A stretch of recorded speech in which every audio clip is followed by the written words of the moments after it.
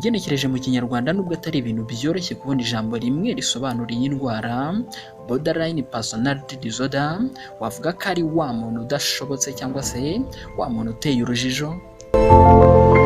Iyi nayo ni indwara igaragara muri cya gice cya kabiri cy'indwara zifata kamere muntu cyangwa se personality disorders. Igice cya kabiri ahanini kikaba kigizwe n'indwara zishingiye ku marangamutima.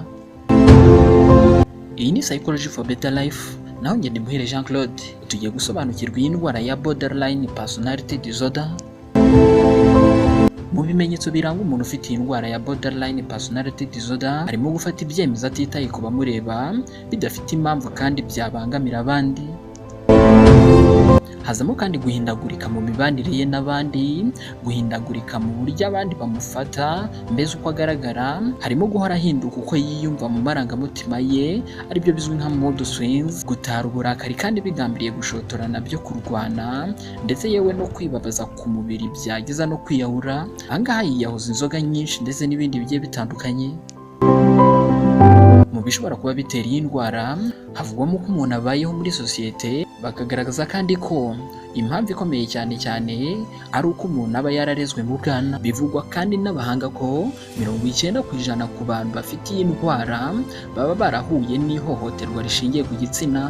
Kutabasha kandi gutonesha umwana bimutera kudatuza. Iki gihe umwana aba atizeye urukundo cyangwa se akumva hari ubwo urukundo atarukwiye.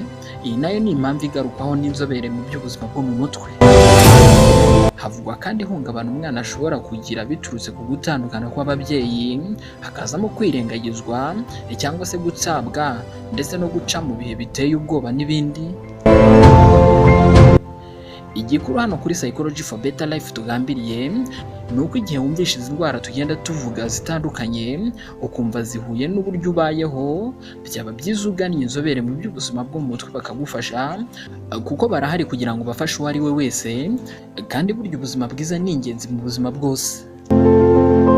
Nimba hari ikibazo, igitekerezo cyangwa se inyunganizi watwandikira, twandikira aho hasi muri komenti, ubundi dukomeze gufashanya. Kora like kandi nimba wakunze iki kiganiro, hanyuma ntiwibagirwe kudusangiza abandi. Gusa nimba ari ubwa mbere kandi ugeze hano, ntugende udakoze subscribe ndetse no gukora kukazogera, kugira ngo ibyo tugenda dushyiraho ujye tubibona mu ba mbere tukibishyiraho.